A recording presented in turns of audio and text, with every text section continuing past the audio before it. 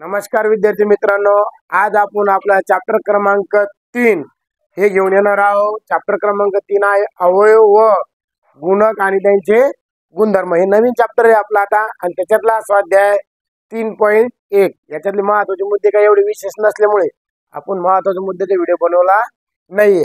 बघा आता डायरेक्ट आपण स्वाध्याय सुरुवात करू। काय म्हणते बघा, 6 आणि 8 या संख्येच्या वर्गाच्या बेरजेचे काय 6 आणि 8 या संख्येच्या वर्गाचे बेरजेचे वर्गमूळ पुढीलपैकी कोणते। म्हणजे आता तुम्हाला इथं 6 चा वर्ग करून घेणे अधिक बेरीज म्हणजे अधिक आणि 8 चा वर्ग करून घेणे। आज ज्याला 6 चा वर्ग माहिती आहे आणि 8 चा वर्ग माहिती त्याच्यासाठी गणित काही सेकंदात आहे। 6 चा वर्ग 36 अधिक 8 चा वर्ग 64। आता याची बेरीज कधी केली तुम्ही, 6 आणि 4 10, चला 1, 6 आणि 1 7, 7 आणि 3 10। आता हे 100 आहे, हे 100 च वर्गमूळ काय वर्गमूळ म्हणजे कशाचा वर्ग आहे मग 10 चा। 100 चा वर्गमूळ काय आहे 10। 100 चा वर्गमूळ काय येणार आहे रे, वर्गमूळ वर्गमूळ बरोबर 10 म्हणजेच आपला पर्याय क्रमांक सी या ठिकाणी उत्तर राहणार आहे। लगेच गणित नंबर 2 पहा आता, 12 आणि 15 यांचे साधारण अवयव आहे। आता याचे आपल्याला काय पाडायचे अवयव। अवयव पहिले 12 चे अवयव पाडून घ्या। पहा तर 12 चे अवयव पाडताना काय 12 गुणिले 1 1 न भाग जातो। नंतर पहा आता म्हणजे 1 गुणिले 12 करायचं, 1 गुणिले 12। आता पहा 12 2 न भाग जातो, 2 ची कसोटी लागते म्हणून 2 गुणिला 2 याला भागा 6 येतात। नंतर 2 गुणिला डबल याला 6 ला 2 न भाग जातो, याला डबल 2 न भागा 2 गुणिला 3। आता इथं 3 झालं, मूळ अवयव झाले, याच्या पुढे अवयव पडत नाही। आता लगेच 15 चे अवयव पाडा। आता 15 बरोबर पहा 15 चे अवयव काय 1 गुणिला 15। मग पहा 1 गुणिला याला 2 न भाग जात नाही, कसोटीत लागत नाही, डायरेक्ट 3 न जाईल कारण 5 आणि 1 6, मग 3 न भाग जातो, 3 गुणिला 3 5 15 झाले। याचे बी अवयव संपले। सर्वसाधारण अवयव म्हणजे काय, दोन इकड काय सारखं दिसतं, दोन इकड काय सारखं दिसतं शेवटी पाहायचं। मग पहा इथं 3 आहे म्हणजे इथला 1 समजा 1 गुणिला इथं 1 राहिले आपलं, इथं 1 आहे, इथं 1 आहे म्हणून 1 लिहिला।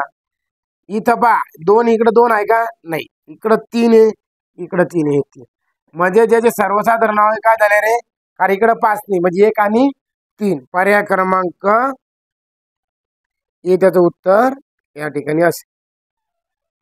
चल लगेच आता पहा गणित नंबर 3 काय, एका संख्येचे वर्गमूळ 13 आहे तर त्या संख्येची दुप्पट होईल। म्हणजे 13 कशाचा वर्गमूळ आहे, मग 13 चा वर्ग। 13 चा वर्ग काय आहे सांगा पटकन, 13 चा वर्ग 169। तर त्या संख्येची दुप्पट, त्या संख्येची दुप्पट म्हणजे 169 ची दुप्पट। दुप्पट म्हणजे काय 2 न गुणायचं, दुप्पट काय म्हणजे डबल होती, डायरेक्ट डबल मध्ये 2 न गुणायचं।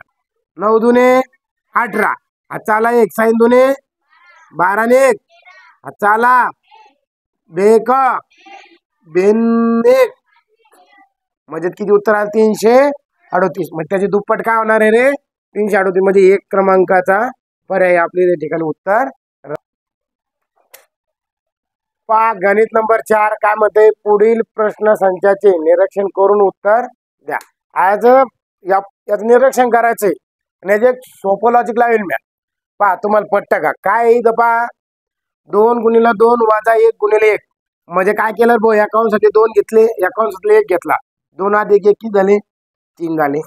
इकडे सेम कंडिशन आहे पहा 3 गुणिले 3 2 गुणिले 2, अकाउंटसाठी 3 आणि अकाउंटसाठी 2, 3 अधिक 2 5। सोपी लॉजिक आहे, लॉजिक सांगितलं ना। नंतर पहा 4 गुणिले 4 3 गुणिले 3 म्हणजे याच्यातले 4 याच्यातले 3, 4 आणि 3 7। पहा आता इथं वित्तच फंटा लागू होतं बा 5 गुणिले 5 4 गुणिले 4 म्हणजे याच्यातलं 5 याच्यातले 4, 5 आणि 4 9। आता आपल्याला काय सांगितलं तर 73 गुणिले 73 वजा 72 गुणिले 72 बरोबर 33। आपल्याला माहिती सगळ्या कंसातले फक्त एक एक अंक गुणायची काय केली रे बेरीज केली. मग पहा आता 73 अधिक 72, 3 आणि 2 5, 7 आणि 7 14. काय आलं उत्तर 125. पहा बरं पर्यामध्ये 125 आहे का? आहे. चला आता गोल करा सी बार याला. एकदम बरोबर उत्तर. पहा आता 3.1 मधील 5वं गणित अत्यंत सोपं आहे. दिसायला भलं मोठं आहे, पण कधी तुम्ही गणित वाचलं तर गणित किती सोपं होतंय पहा. 2,54,016. काय 2,54,016 या संख्येला पुढील पैकी मूळ अवयवाच्या गणित कुठे फिरलं पहा. इथून सोपं झालं गणित. काय पुढील पैकी मूळ अवयवाच्या कोणत्या गटाने पूर्ण भाग जात नाही. आता त्याच्यात पहिले मूळ अवयव पाहिजे, पुन्हा त्याच्यात काय पाहिजे, कोणत्या गटाला भाग जात नाही. आता कोणत्या गटाने भाग जात नाही आता पहिले पाहिलं 2 गुणिले 2 गुणिले 3 हे मूळ अवयव आहे, हे बी मूळ अवयव आहे, हे बी मूळ अवयव आणि हे बी सुद्धा मूळ आहे. मग चारही पर्याय पाहिले तर मूळ अवयव आहे, पण कोण्या गटाने भाग जात नाही ते पहा. आता तुम्ही पहिला गट कधी घेतला तर या संख्येचे एकक स्थानी 6 आहे. किती आहे रे 6 आहे.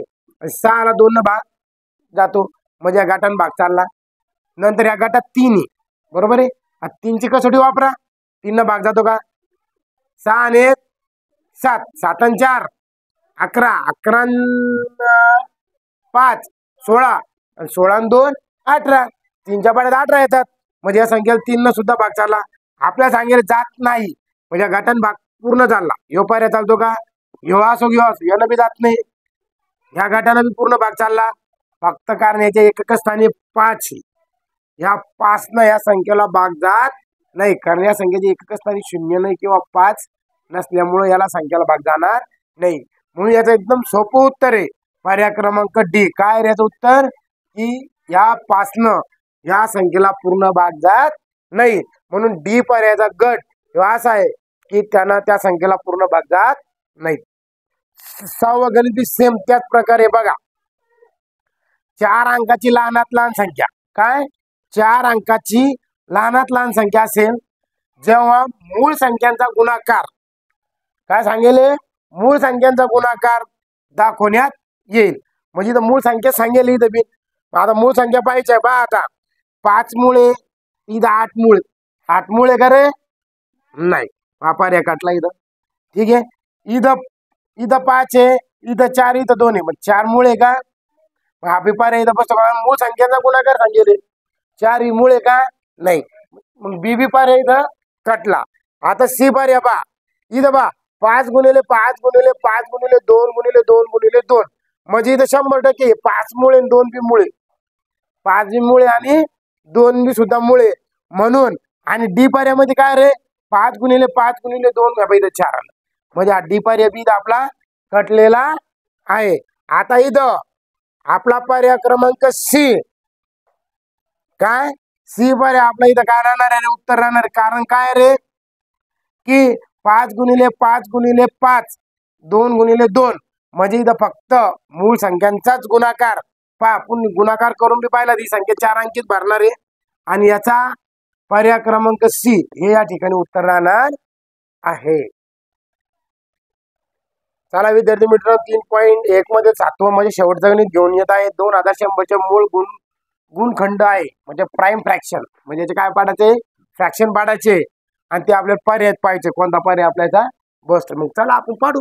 काय अवघड आहे 2100 चे अवयव. मग आता पहिले चांगले आपण एक इथं न घेता आपण इकडे घेऊ. 2100 बरोबर पायाला 1 न भाग जाणार, मग 1 लिहून घ्या आणि 2100 जशाला तशी. याचे एकक स्थानी 0 आहे म्हणजे 2 न भाग जाणार. 1 गुणिले 2 गुणिला भागा बे क बे.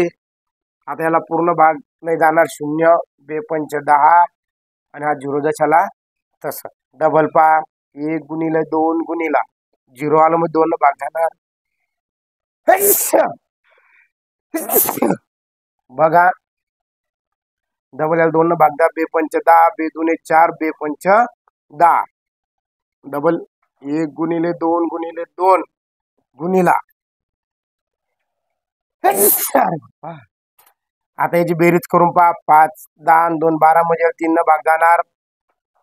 3 एक 3, खाली उरले 2, बरोबर आहे. 3 7 21, खाली उरला 1, 3 5 15. पहा आता इथं डबल 1 गुणिले 2 गुणिले 2 गुणिले 3 गुणिला, आता पहा याच्या एकक स्थानी 5 आहे, याला 5 न भागू शकतो आपण 5.